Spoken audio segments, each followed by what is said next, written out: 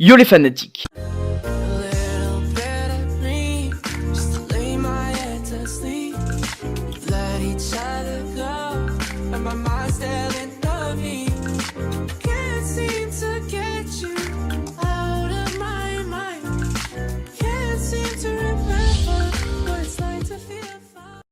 Comme tu le sais sûrement, je suis un dessinateur amateur vraiment débutant.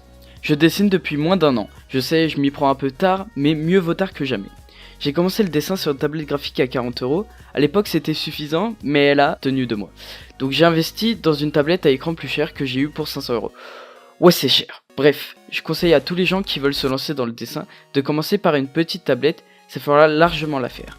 Donc, dans cette vidéo, je vais te donner 5 astuces pour bien débuter le dessin. Si t'es nouveau et que tu veux te lancer, vraiment n'hésite pas et regarde la vidéo jusqu'à la fin, ça va grandement t'aider. Allez, c'est parti.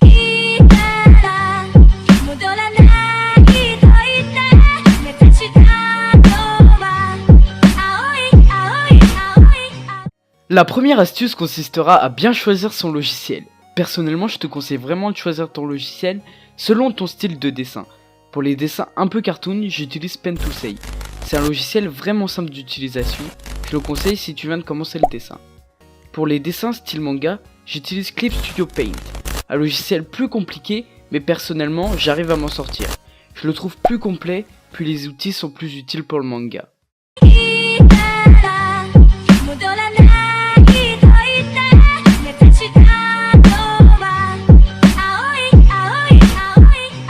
La deuxième astuce consistera à bien soigner son croquis.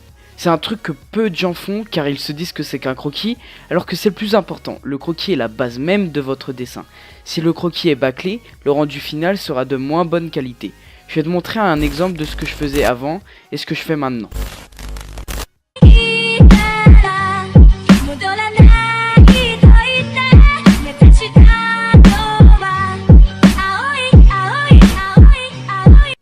La troisième astuce consistera à faire des traits de construction. Cela va permettre de construire ton dessin correctement. Il aura de meilleures proportions, il ne sera pas difforme et visuellement ça se verra. Je vous conseille vraiment de le faire, c'est indispensable pour level up.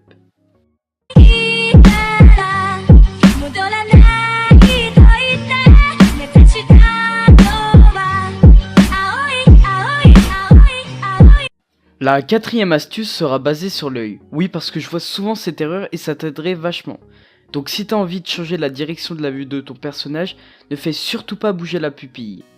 Il faut faire bouger le globe oculaire, je vais te montrer.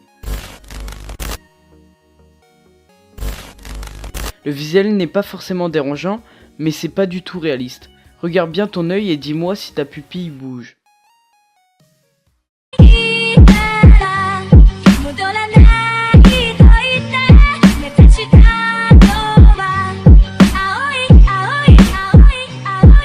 La cinquième astuce ne sera pas vraiment une astuce mais plutôt un conseil, c'est le fait de ne rien lâcher. Tu peux y arriver mais pour cela il faut travailler.